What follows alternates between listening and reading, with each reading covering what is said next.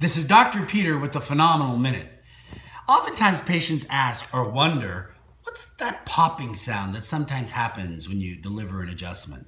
Well, first of all, the popping sound is not the objective. And whether there's a popping sound or not doesn't necessarily mean that a person's received an adjustment or not. It's ancillary. You could make literally every joint pop and never get an adjustment.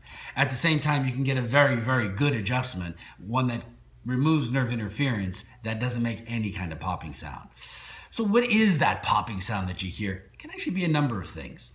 It can be ligaments that are going over a bony prominence or tension coming off of the ligaments and tendons around a joint.